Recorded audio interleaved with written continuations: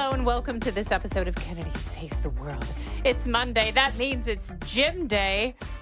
Jim, I got people real mad on X last night. What are they worked up about now? Because I said, for those of us who have lost our dads, no matter how difficult this day is, it's much worse for Rory McIlroy. Oh, man.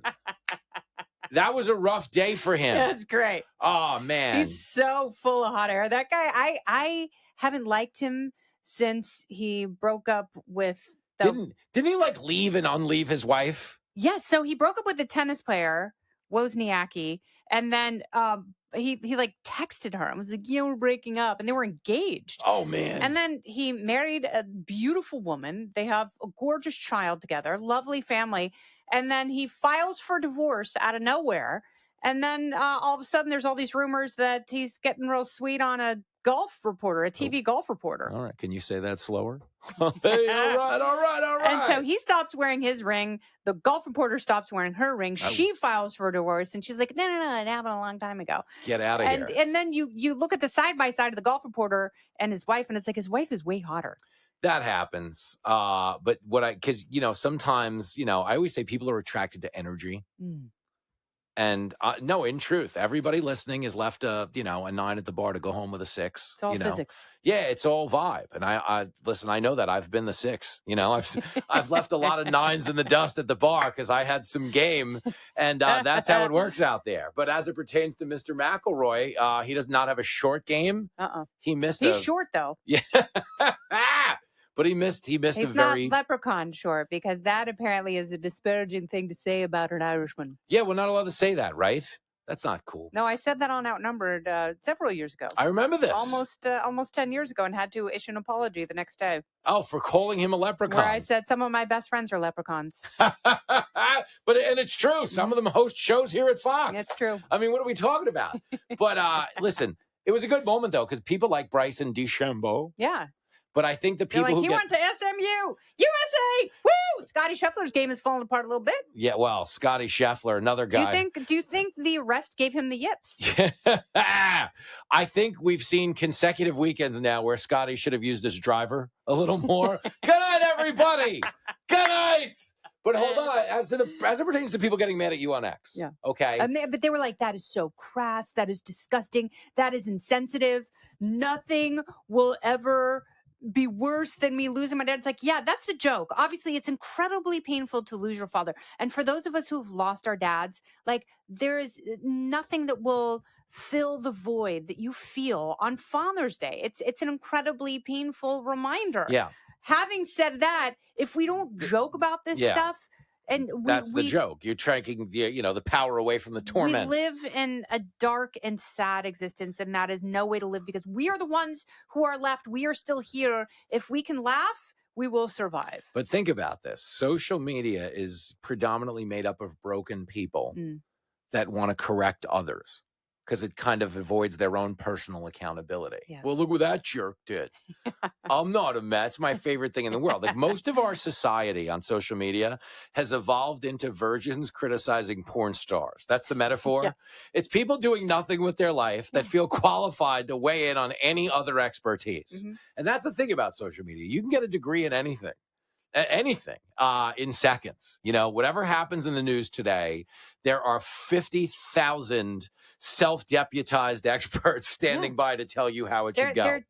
I have two examples of that come to mind as you're saying this. One is the reaction to Stormy Daniels' testimony in the Trump trial from the left. Like, she was abused. She was shocked. She almost blacked out because she was being sexualized against her will. Yeah. That was one. And then the other was the New York Times reporter who wrote, or it might have been the Washington Post. I don't really care. I really don't care who she writes. Point. Yeah, exactly. Some paper where they're mad at their editor and they get away with it. And this is, just this woman farting out fluff pieces. And I fart out fluff pieces for a living for the Daily Mail. So I know of which I am speaking. And she's like, Taylor Swift is gay because I'm gay. And I like Taylor Swift. And she leaves Easter eggs in all of her songs as a hint to all all of us gay people that she's gay. Wow. And it was like, maybe she's not. Maybe she's an ally. But it's amazing because everybody just... And writing something like that isn't going to get Taylor Swift to go, whoa, pump the brakes. You got me. Who is this hot pot of coffee writing me a love letter in the form of a newspaper essay? I got to be honest, this lady's wrong, but what if she's right? Fire up the jet, Murray. We're flying to the Times headquarters. We're going to go have a clam bake. I'm going to go. Bang! Well, that's what people like to do in the summer. No, Jim. it's a thing in this weather. Yeah, it's like in this weather, lobster tails, mussels. That's what you're gonna do. A little peel and eat, as they like to say it. So give me this, because I know there was this mock indignation expressed at your summation of the Rory McIlroy goings on.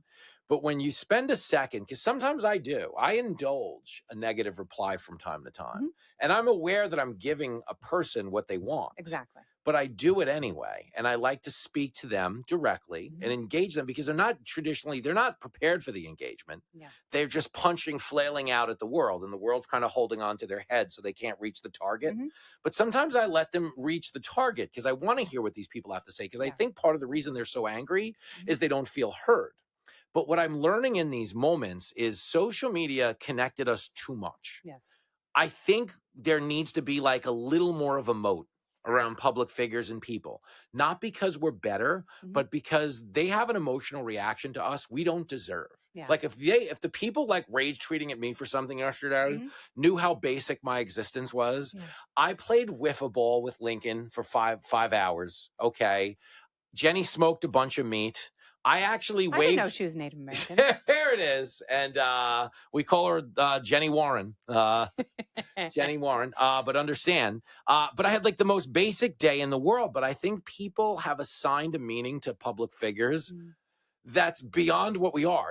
Don't go anywhere. More Kennedy Saves the World right after this. It's like you and I have met everyone in Congress. Is there anything more underwhelming than the people who are in Congress? Like when I was a kid, they should be boring. That's what I mean. Like they shouldn't be Liberace. Yeah. What are you saying? What are you getting at here? But the point is, like, the people like rage tweeting at you and stuff are giving you too much power over their lives. Yeah. Just the way they're giving me too much power over I don't have power over my life. But Look at me. I'm not literally saying that your grief means nothing. I know. That's the point. What I'm saying is Rory McIlroy is having such a horrible day. He was so mad. He left before Bryson DeChambeau was done. Dude. So he couldn't go out and be a gentleman and shake his hand. No, it was a loser move. But he was so mad. Like, I heard the interview. He didn't have the accent anymore. Yeah. That's how mad he was. He was just like, he was done. He sounded like Joe Pesci in Goodfellas. And the other tweet that I actually responded to was someone who was so mad at me and Kayleigh McEnany because we don't wear pantyhose on the Outnumbered couch. They were so mad. They're like, you are a woman in a dress and you dress like a child. It's disgusting. And I was like, Jesus, freak, get a hobby. Like, what is wrong with you? Now, that's weird, because now you're arguing about whether or not to wear pantyhose with a man who's clearly wearing pantyhose at home right now. A lot of cats. Listen, the cat people are good people by and large, but there are some cat people that are the men in pantyhose cat people. Yeah. That's another animal. That's a puts the lotion in the basket. Use my legs as a scratching post. I like it. Pain makes you beautiful. Whiskers, mittens. But again, Mr. Bojangles. But again, when they say, like, everybody has a platform, but should they? Yeah. I don't know. Okay, but I will say this, except for there have been a couple of instances with people we know, the instances of stalking are down because people have access to everyone now, whereas before the only way you could get a response from someone was by going to the Hilton in Washington, D.C. if you wanted to impress Jodie Foster. I mean, if you wanted to come through here, time was you wanted Jodie's attention. But now you can just say something mean on X or Instagram, and you'll probably get a response from Chrissy Teigen. That's where you could say something nice and get a mean response from Chrissy Teigen. Yeah, absolutely. But that's the point. We're slightly too connected would be my argument. And I think that's also why society feels so divided. When kids go to the playground and it's the greatest day of their lives till it isn't. They've been in the sun too long, and now they're telling on each other, and he said I'm it, I'm not it. Yeah. And you're like, oh, who needs to go get ice cream? And that's how you take the edge off. Yeah. The problem is we can't go get ice cream on social. There's no unplug. No. And there used to be, it's like sports used to be our unplugging. Gone. Let's go to a Yankees game. Yeah, they were till you started calling people leprechauns. How are we going to unplug with all the hate? And with you minimizing the trauma of people's Father's Day. Just put on your dang pantyhose like a lady. You know, I'm with the guy. I'm with the guy who reached out to you now. I started off on your side. I gotta sit down with Kaylee and we have to hash this one I'm gonna go fire off some tweets at some famous people. I don't need this. Jim, thanks for being here. Happy Monday. I'm glad you survived the weekend. Yep. Happy belated Father's Day. Imagine that. Yeah. I wish I could say the same to my dad, but well, at least he wasn't Rory McIlroy yesterday. That's absolutely true. How dare you, Jimmy? This has been Kennedy Saves the World, along with Jimmy Failla. I'm Kennedy. Listen ad-free with a Fox News Podcast Plus subscription on Apple Podcasts, and Amazon Prime members can listen to this show ad-free on the Amazon Music app. Oh, go ahead and leave me a review while you're there. I'd love to hear what you have to say. You've been listening to Kennedy Saves the World on the Fox News Podcast Network.